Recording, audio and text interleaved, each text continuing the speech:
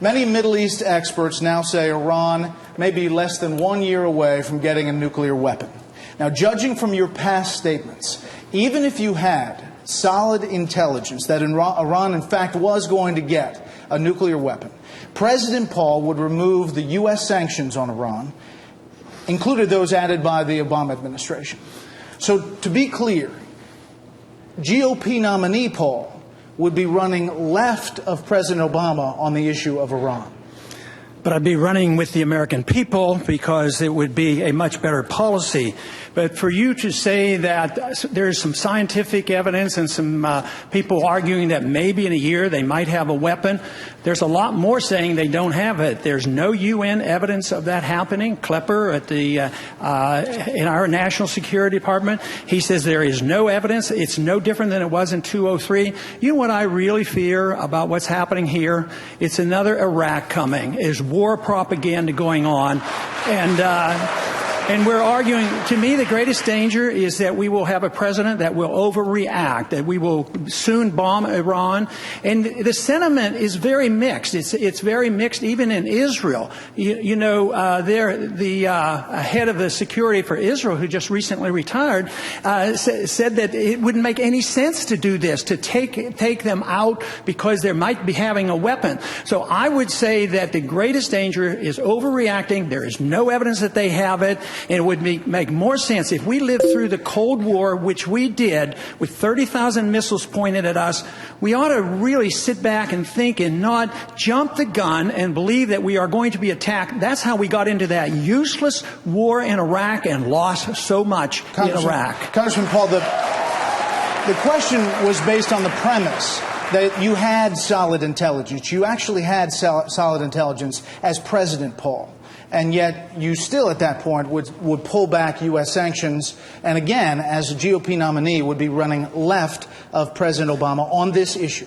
Yes. All we're doing is promoting their desire to have it. Ehud Barak, the defense minister for Israel, said that if he were in Iran, he would probably want a nuclear weapon too, because they're surrounded for geopolitical reasons. So that's an understanding. So the fact that they are surrounded, they have a desire. And how do we treat people when they have a nuclear weapon? With a lot more respect. What did we do with Libya? We talked to them, we talked them out of their nuclear weapon, and then we killed them.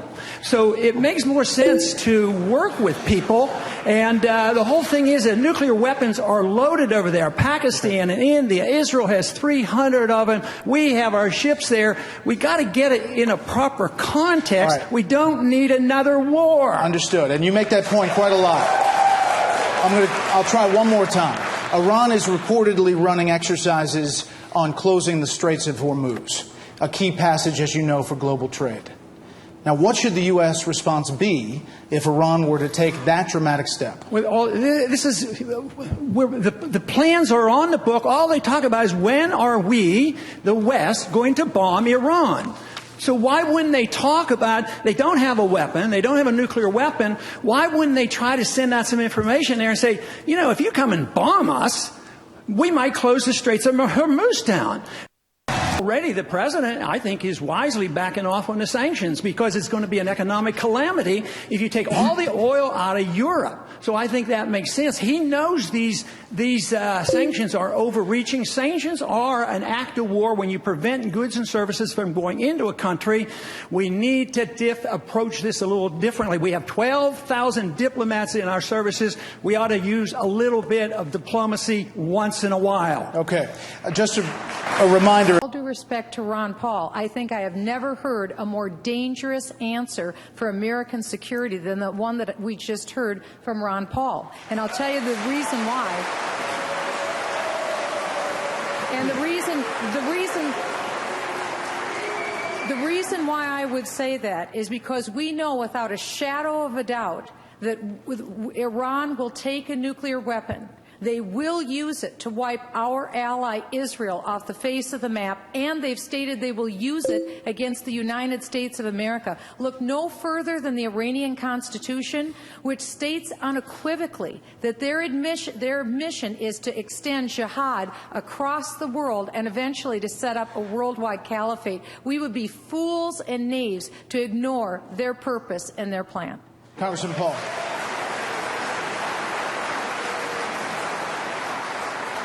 Obviously, I would like to see a lot less nuclear weapons. I don't want Iran to have a nuclear weapon. I would like to reduce them because there would be less chance of war. But to declare war on 1.2 billion Muslims and say all Muslims are the same, this is dangerous talk. Yeah, there are some radicals, but they don't come here to kill us because we're free and prosperous. Do they go to Switzerland and Sweden? I mean, that's absurd. If you think that is the reason, we have no chance of winning this. They come here and they explicitly explain it to it.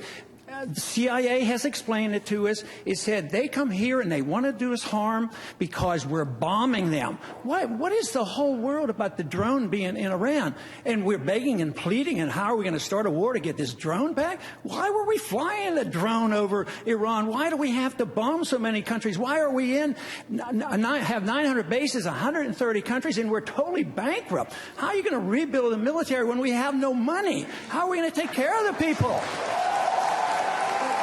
So I think this wild goal to have another war in the name of defense is the dangerous thing. The danger is really us overreacting, and we need a strong national defense, and we need to only go to war with a declaration of war and just carelessly flouting it and starting these wars so often. Speaker Gingrich, is Congressman and the Paul. point would be, can I respond to that? Go ahead. Can I respond?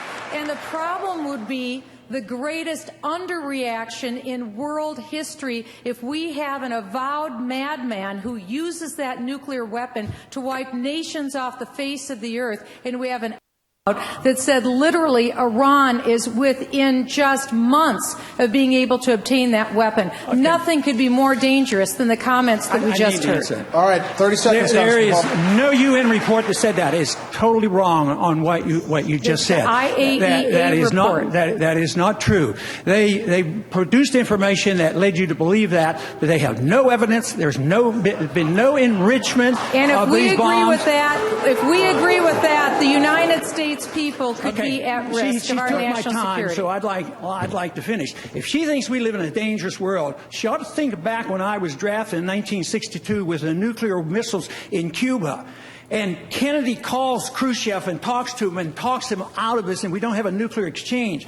And you're trying to dramatize this, that we have to go and treat Iran like we've treated Iraq and kill 1 million Iraqis, and 8,000 some Americans have died since we've gone to war. You cannot solve these problems with war. You can solve the problems if we follow our Constitution, go to war, only when we declare the war, go in and win them and get them over with, instead of this endless fighting and this endless attitude that we have enemy all around the world. But as President, I stand on the side of peace for the American people.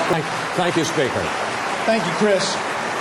Candidates, Ronald Reagan famously espoused his 11th commandment. Thou shalt not... I'm sorry. Thank you. Thank you very much. Thank you very much. Well, let me just finish this question. We're running out of time.